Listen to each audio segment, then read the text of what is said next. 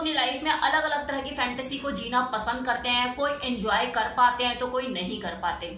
किसी के अंदर दबके रह जाती है तो कोई अपनी पूरी कर लेता है अपनी चाहतों के। उन्हीं में से एक फैंटेसी है अपने प्राइवेट पार्ट की जो पिक्चर्स है अपनी पार्टनर को सेंड करना, उसे दिखाना। तो बताती हूँ इस फैंटेसी के बारे में, आपको बताती हूँ और इसके फायदे और नुकसान के बारे में भी बताती हूँ। और ये फैंटेसी सही तरीके से की जाए तो आप इसका लाभ भी उठा सकते हैं, अपनी सेक्स लाइफ को स्पाइस अप कर सकते हैं। इसके बारे में मैं इन्फॉर्मेशन दूंगी, तो बने रहिएगा इस वीडियो में। अब हो सकता है कि कुछ लोग बोले कि मैम ये तो बेशर्मों की तरह इसने पूछ लिया और आप बेशर्मों की तरह बताना शुरू कर देंगी। तो डियर, जब बेशर्मों की तरह इस चीज को अंजाम देते करते हैं, उनका आपने क्या उखाड़ लिया, कुछ कर पाए? अगर आपको थोड़ा सा भी अनकंफर्टेबल लग रहा है, असहज लग रहा है, तो इस वीडियो को स्क्रॉल कर सकते हैं, स्किप कर सकते हैं, जो कि मैं जानती हूँ आप करेंगे नहीं। तो चुप्पी लगा के मुंह बंद करके कानों में ईयरफोन डाल के सुनिए जो मैं बोलने वाली हूँ। इस वीडियो में मैं आपको बताने वाली हूँ कि ऐसा लोग क्यों करते हैं, उनकी क्या फैंटेसी होती है, क्योंकि हर किसी का ऐसा करने के पीछे पर्पस अलग अलग होते हैं। उन्हीं पर्पस के बारे में मैं आपको बताऊंगी, और करते हो तो क्या सावधानी बरतो, ये भी इस वीडियो में आपको पता लगने वाला है। बने रहिए। हर किसी का अपना अपना कारण होता है। जो अपने बाबूराव की पिक्चर अपने पार्टनर को सेंड करते हैं, उसके पीछे हर किसी की अपनी अपनी वजह होती है। जैसे कुछ लोग होते हैं कि कम में ज्यादा समझाना चाहते हैं, तो वो इस तरह की चीजें करते हैं। दूसरा, डर्टी टॉक का आपस में लेन देन चल रहा है, बहुत गर्मा गर्मी जोशीला माहौल है, तो उठाकर अपने उसकी पिक्चर भी सेंड कर दी, हाथ लगे कि देख कैसा लग रहा है ना एकदम। तो इस तरह से वो खुद को प्लेजर देते हैं, प्लेजर लेते हैं, महसूस करते हैं, एक अलग ही रोमानियत के उस जोशो खुमार में वो होते हैं। तो ये भी एक होता है कि उस फैंटेसी को अपनी जी रहे होते हैं। या फिर सेड्यूस करना है अपनी पार्टनर को, मूड नहीं बन रहा उसका, अभी अभी शेव करके बैठा हूं, नहा वाके एकदम क्लीन, चलो पिक्चर ही सेंड कर दी। या फिर कोई मैरिड कपल है लेकिन लॉन्ग डिस्टेंस रिलेशनशिप मेंटेन करते हैं, ज्यादा रह नहीं पाते, मिलने का मौका मिलता नहीं है, तो वो एक दूसरे को इस तरह की पिक्चर सेंड करते हैं। मजबूरी है भाई, रिलेशनशिप में है, लेकिन क्या करें, टाइम नहीं मिल पाता, काम ऐसा है, वो वहां बिजी, वो वहां बिजी, तो कैसे एंजॉय करेंगे। तो इस तरह की चीजों का वो आदान प्रदान करते हैं। तो ये एक फैंटेसी का भी हिस्सा होता है, और दूसरा अपनी जरूरत भी होती है। कोई से अपनी फैंटेसी का नाम दे देता है तो किसी की एक्चुअल में ये जरूरत होती है। सोशल मीडिया का टाइम है, हर तरह के लोग हैं, तो कुछ गे टाइप के लोग जो गे होते हैं या बाइसेक्सुअल होते हैं, लड़की बनकर किसी अल्फा मेल या सिग्मा मेल से बात करेंगे, उसको रिझाएंगे और बाद में उसकी प्राइवेट पिक्चर्स मांगेंगे। इस तरह की चीजें भी करते हैं, वो अपने आप को एंजॉय करते हैं, देखकर मजे लेते हैं। तो ऐसा भी है।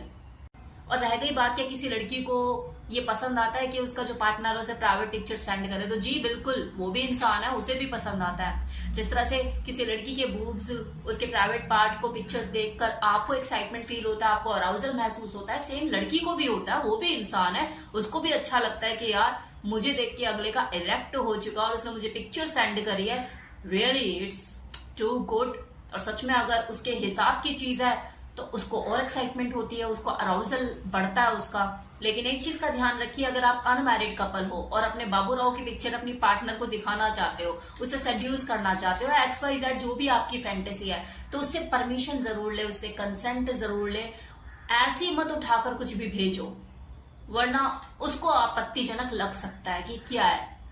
अगर आपके रिलेशन को 1 साल से ऊपर हो चुका है, 6 महीना 1 साल से ऊपर हो चुका है, और आपके बीच में इंटीमेसी है, 1-2 बार आप फिजिकल भी हो चुके हो, तो आप ये चीजें कर सकते हो। अपनी सेक्सुअल फैंटेसी उसे दिखाना चाहते हो, अपने दबे अरमान उसे बताना चाहते हो, और आपको ये तरीका सही लगता है, तो बिल्कुल कर सकते हो, लेकिन कंसेंट लेके।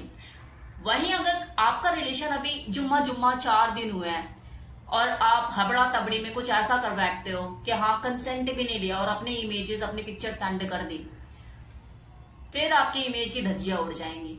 तो वहां पर आपको कंट्रोल करने की जरूरत है। इनफैक्ट कंसेंट भी नहीं लेना चाहिए, क्योंकि आपका रिलेशन अभी पुराना नहीं हुआ, आप अभी एक दूसरे को अच्छी तरह से जानते भी नहीं हो कि वो किस माइंडसेट की है, उसका सेक्सुअल बिहेवियर कैसा है, उसके अपना ओपिनियन कैसा है, कितना ओपन है, कितना नहीं है।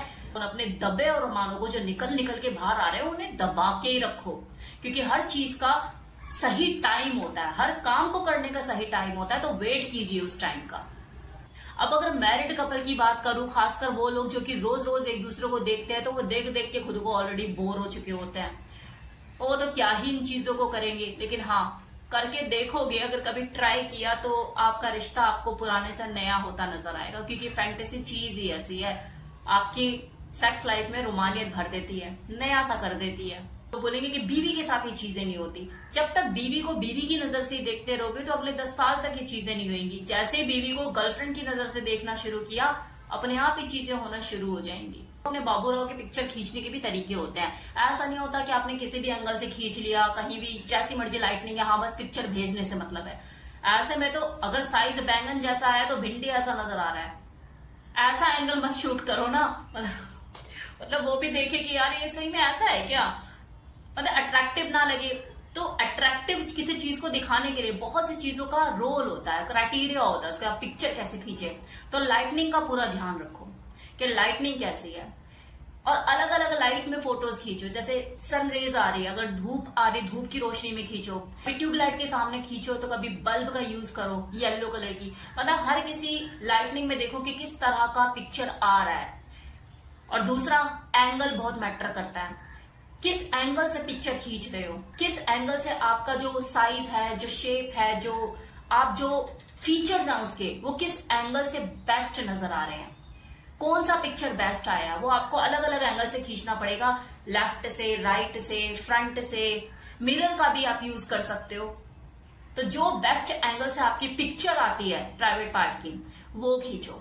भाई वुमेन अटेंशन पाना चाहते हो आप, बूब्स लेकर नहीं बैठे हो कि देखो कि अराउज होगी लड़की, क्या है आपके पास जानते हो ना, तो उसकी वो क्वालिटी तो जनरेट करो। उस पिक्चर में इतना दम तो होना चाहिए कि वो देखकर पागल हो जाए कि हाँ क्या कुछ क्लासी है। अगर कोई चीज क्लासी लेकर बैठे हो तो क्लासी लगनी भी तो चाहिए पिक्चर में, आंखों का धोखा ना हो जाए ना उसे कि यार जैसा दिखता है, जैसी पर्सनालिटी है चीज तो वैसी लग नहीं रही है, क्या करोगे फिर।